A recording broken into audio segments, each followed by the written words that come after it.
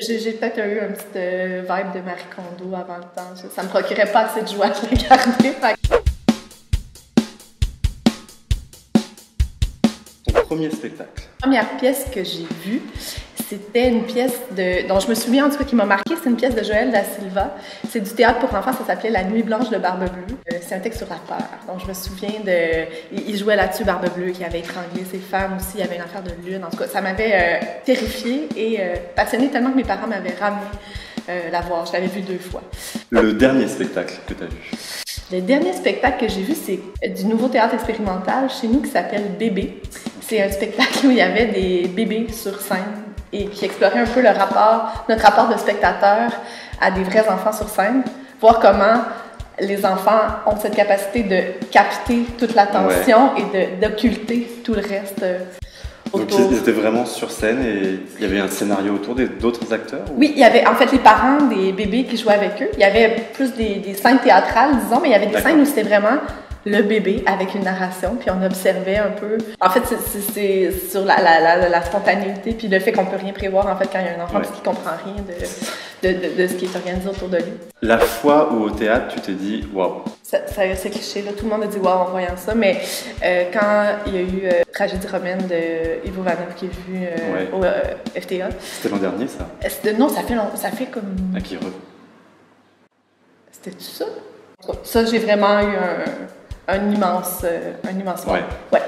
Quand c'est nul, ouais. Est-ce que tu dors, est-ce que tu pars ou est-ce que tu subis?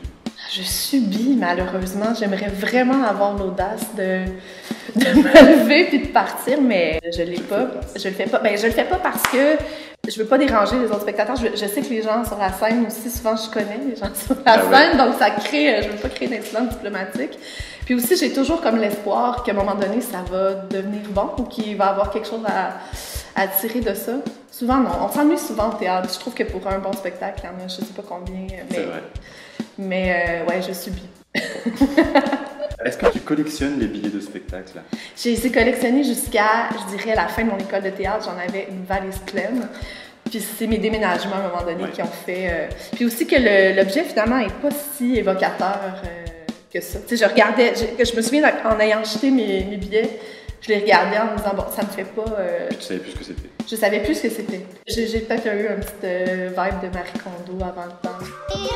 Ça me procurait pas assez de joie de le regarder, fait que je garde ceux qui ont été... Je garde les programmes des pièces de théâtre qui m'ont... Ah, tu gardes les programmes par contre, qui m'ont marqué, en fait. J'en ai vraiment peu de garder les billets. Mais alors justement, est-ce que tu lis les programmes des spectacles? Oui. Avant ou après? Avant. Ouais. Très consciencieusement, tu lis tout? Pas consciencieusement, mais j'aime bien avoir la parole de l'auteur. Peut-être parce que moi, je mets beaucoup de soin, puis ça me prend beaucoup de temps à écrire mes mots d'autrice avant le spectacle. Fait que c'est comme ça m'intéresse, en fait. Ça m'intéresse aussi de savoir comment les gens font pour les écrire. C'est ça. Ça t'intéresse aussi en tant que professionnel du théâtre. Est-ce qu'il y a un spectacle que tu aurais rêvé de voir? Ah, quelle bonne question. Je pense que j'aurais aimé voir Les Belles-Sœurs. À la création? À la création, en fait. Moi aussi, j'aurais fait ça. Ben oui, tout le monde aurait aimé voir ça. Ça a tellement été un jalon dans l'histoire du théâtre québécois que l'onde de choc sur le public puis l'espèce de sentiment de se voir représenté sur scène pour la première fois en tant que peuple, c'est comme un moment tellement important dans l'histoire du théâtre, mais même du Québec en général. Mais c'est même pas tant le spectacle, c'est juste être dans la salle ce jour-là. Oui, pour sentir un peu l'onde de choc puis voir ces femmes-là sur scène qui prennent cette parole-là. Ouais, je pense que j'aurais aimé voir Les Belles-Sœurs.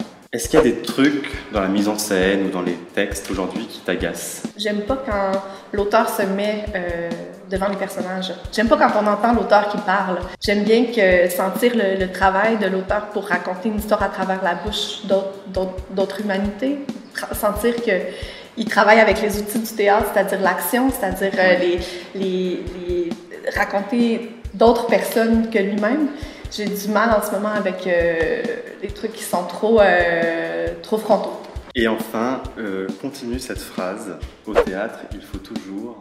aimer. Il faut toujours aimer. Quand on crée, il faut avoir de l'amour pour ce qu'on crée. Puis quand on est spectatrice, il faut y aller avec beaucoup d'amour aussi. Même si c'est mauvais, je pense que l'amour, c'est un bon mot-clé. On se trompe pas. Ben, merci beaucoup. Avec plaisir.